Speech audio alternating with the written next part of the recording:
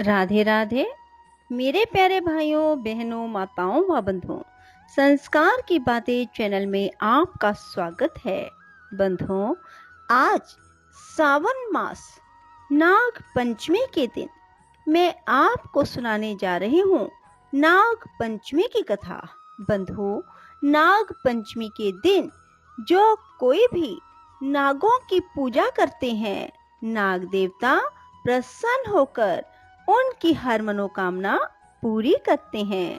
बंधुओं, आप सभी को पता है, नाग देवता भगवान शिव के आभूषण हैं। जो कोई भी नाग देवता को प्रसन्न कर लेते हैं, नाग देव उन पर अपनी कृपा बरसाते हैं। बंधुओं, नाग पंचमी जो कि सावन मास के शुक्ल पक्ष की पंचमी तिथि को आती है, इस दिन नागों की पूजा करें और नाग देवता को कच्चा दूध अवश्य पिलाएं। ऐसा करने से नाग देवता शीघ्र प्रसन्न हो जाते हैं और उन्हें कच्चा दूध पिलाने वालों की मनोकामना पूरी करते हैं। और साथ ही नाग पंचमी की कथा अवश्य सुने। आप जब कथा सुनेंगे तो आपको स्वयं मालूम हो जाएगा कि किस प्रकार नाग जिस पर प्रसन्न हो जाते हैं, उन्हें धन धान्य से भी परिपूर्ण कर देते हैं। बोलो नाग देवता की जय हो।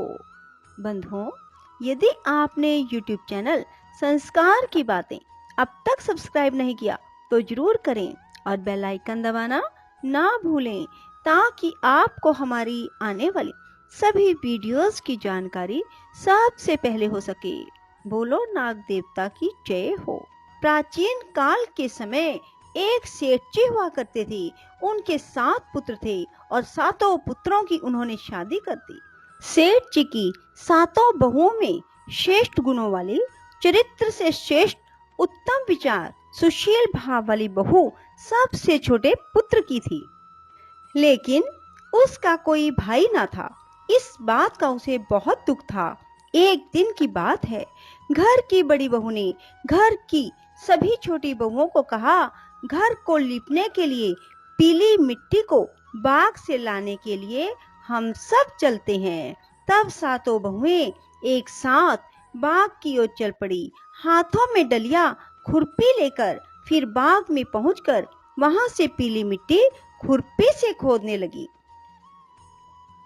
तभी अचानक उसी जगह से एक सर्प निकला, जिसे देखकर बड़ी बहू बुरी तरह से डर गई। हाथ में ली हुई खुरपी से नाग पर हमला करने लगी। तभी छोटी बहू बीच में आ गई और बोली, इस सर्प को मत मारो, ये बेजुबान है, निरपराध है, इसे छोड़ दो, मत मारो। इसी तरह बड़ी बहू से छोटी बहू ने नाग को बचा लिया और उसके बाद छोटी बहू सर्प के पास बैठ गई और कुछ देर बाद छोटी बहू ने नाग से कहा, आप कहीं मत जाना, मैं आपके लिए दूध लेकर आती हूँ। लेकिन जब वह नाग के लिए दूध लेने घर गई तो घर के कामों में इतनी व्यस्त हो गई कि भूल गई कि किसी को वचन देकर आई है।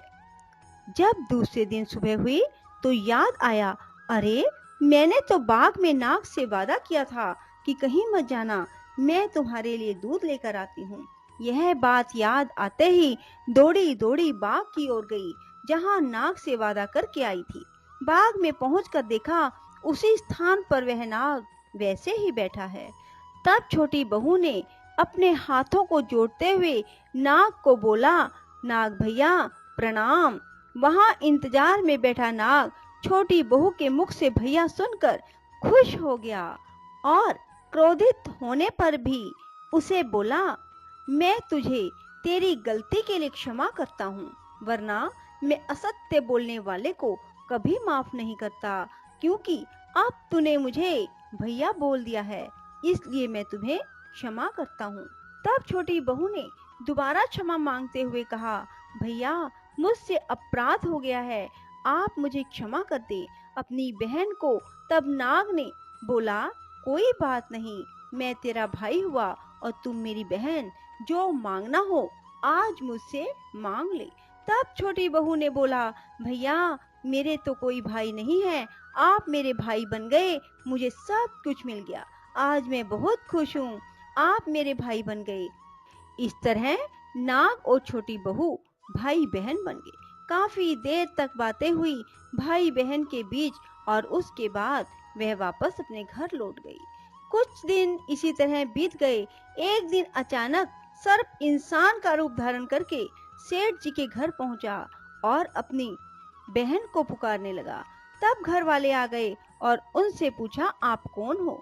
तब उसने बताया, मैं छोटी बहू का भाई हूँ, मैं बचपन से ही बाहर चला गया था, आप मेरी बहन को मेरे साथ भेज दें, मैं कुछ दिनों के लिए घर ले जाना चाहता हूँ। जब घर वालों को इंसान रूप धारण किए गए नाग की बातों का विश्वास पूर्ण रूप से हो गया, तब सेठ जी ने छोटी बहू को उसके साथ भेज दिया। कुछ दूर तक दोनों साथ चले, फिर नाग ने बताया, बहन मैं वही नाग हूँ जिसको तुमने भाई बनाया था, तुम मुझसे डरना नहीं, मैं तुम्हारा भाई हूँ। छोटी बहू ने बोला, बहन को भाई से क्या डरना, मेरे भाई हो, आप ही मेरी हर कठिनाइयों से रक्षा करोगे। और इसी तरह दोनों साथ चलते गए और एक गुफा के पास पहुंचे। नाग ने बोला, अंदर चलने में कठिनाई हो, तुम मेरी पूंछ को पकड़ लो। और इसी तरह दोनों अंदर प्रवेश हो गए। गुफा वाले घर में चारों ओर आंखों को चकाचौंध कर देने वाला नजारा था। हर तरफ हीरे जवाहरात फैले हुए थे। नाग ने अपनी बहन को माँ से मिलाया, पूरा घर दिखाया। अगले दिन माँ ने छोटी बहू से बोला, मैं काम से जा रही हूँ, तुम अपने भाई को दूध पिला देना। तब बहन ने बोला, आप जाओ माँ, भैया को मैं दूध पिला दूंगी। छोटी बहू ने ध्यान ना दिया और भाई को गर्म दूध पिला दिया, जिसके कारण नाग का मुंह जल गया। जब घर नाग की माँ पहुंची, देखा बेटे का मुंह जल गया, तब बहुत क्रोधित हुई। तब नाग ने देखा माँ क्रोधित हो रही है, तो माँ को समझा बुझा के मनाया और अपनी बहन को बचाया। उसके बाद अपनी बहन को ढेर सारा सोना, चांदी, हीरे जवाहरात दिए और साथ ही में सांप ने अपनी बहन को हीरे मनियों का हार भी दिया। अपनी बहन को उसके ससुराल छोड़ आया। छोटी बहू के घर वाले बहू को देखकर बहुत प्रसन्न हुए, क्योंकि उसे नाग देवता ने बहुत हीरे जवाहरात मनियों जड़ित हार दिया था। यह बात धीरे धीरे रानी के पास पहुंची। तब रानी ने राजा से वह हार लाने को कहा। तब राजा ने अपनी मंत्री को आदेश दिया कि रानी के लिए उस हार को लाओ। महाराज के आदेश का पालन करते हुए मंत्री सेठ जी के घर पहुंचे और सेठ जी से बोला, अपनी बहू का वो हार मुझे दे दो, महारानी इसे पहनेगी, महाराज का हुक्म है। यह सुनकर डर के मारे छोटी बहू से हार लेकर सेठ जी ने मंत्री को दे दिया। यह देखकर छोटी बहू को बहुत दुख हुआ, आंखों में आंसू निकल पड़े। अपने नाग भाई को याद करने लगी और भाई को आने के लिए प्रार्थना करने लगी, भैया आप जल्दी से आएं, रानी से मेरा हार दिलाओ जो आपने मुझे दिया था। बहन की पुकार सुनकर नाग भाई प्रकट हो गया। तब छोटी बहू ने बोला, भैया वो हार जो आपने मुझे दिया था वह राजा ले गए। अब जब रानी उस हार को पहने तो वो सर्प बन जाए, और जब मुझे रानी हार लौटा दे तब वह वापस हीरे मनियों का बन जाए। तब नाग ने बोला, ठीक है बहन। जब रानी ने उस हार को जैसे ही अपने गले में पहना, हार सर्प बन गया। यह देखकर रानी की चीख निकल गई, चिल्लाने लगी, रोने लगी। रानी की आवाज सुनकर राजा रानी के पास आया और नजारा देखकर चकित सा हो गया। तुरंत मंत्री को बुलाया और आदेश दिया कि जल्द से जल्द सेठ की छोटी बहू को यहाँ लेकर आओ। मंत्री सेठ के घर पहुंचा और सेठ जी से बोला, आप तत्काल अपनी छोटी बहू को हमारे साथ दरबार में भेजो, महाराज ने बुलाया है। यह सुनकर सेठ जी डर गए, अपनी छोटी बहू को खुद ही साथ लेकर मंत्री के साथ दरबार में पहुंचे। मन ही मन सोचते रहे, अब क्या होगा, क्या कोई दंड देंगे महाराज। ये सब सोचते हुए सेठ जी बहुत डरे हुए थे। राजा ने छोटी बहू से पूछा, तुमने हार में कोई जादू टोना तो नहीं किया हुआ जो महारानी के पहनते ही सर्प बन गया?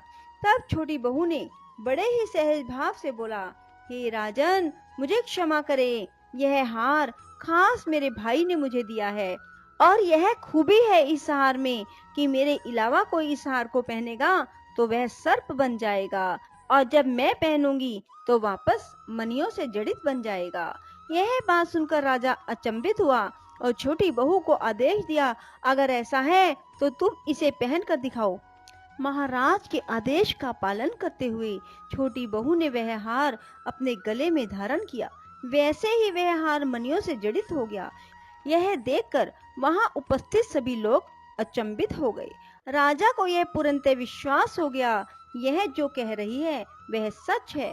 राजा बहुत ही ज्यादा प्रसन्न हुआ और छोटी बहू को ढेरों स्वर्ण मुद्राएं पुरस्कार में दी और बड़े ही सम्मान के साथ उसको महल से विदा किया।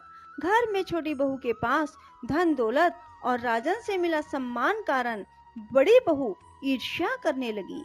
इसी ईर्ष्या की वजह से छोटी बहू के पति के कानों को भरने लगी, और आखिर इतना धन दौलत इसे कौन देता है, कौन है वो। बड़ी भाभी की बातों को लेकर रात में जब छोटी बहू से उसके पति ने पूछा, सच सच बताओ आखिर कौन है वो जो तुम्हें ये सब दे रहा है। सुनकर छोटी बहू उदास हो गई कि कैसे बताऊं, यह सब मेरे भाई नाग ने दिया है, और मन ही मन नाग देवता को याद करने लगी। बहन के मन की पीड़ा देखकर नाग ने सोचा, अगर मैं इसी पल वहां नहीं पहुंचा तो उसका पति उसके आचरण पर संदेह करेगा। अगर उसने ऐसा किया तो मैं उसे डस लूंगा। और यही सोच के साथ नाग वहां तत्काल प्रकट हो गया। नाग के प्रकट होते ही छोटी बहू ने हाथ जोड़कर कहा, भैया आप आ गए। तब नाग ने बताया कि ये सब चीजें मैं इसे देता हूँ, ये मेरी बहन है। ऐसा सुनकर पति बहुत प्रसन्न हुआ और इसी के बाद से सब नाग पंचमी का यह त्योहार मनाने लगे, और साथ ही सभी स्त्रियां नाग को अपना भाई मानकर इस पावन पर्व को मनाने लगी। बोलो नाग देवता की जय हो। राधे राधे, जय श्री कृष्णा। बंधुओं, यदि आपको हमारी वीडियो पसंद आए तो इसे लाइक करने के साथ साथ शेयर अवश्य करें। धन्यवाद।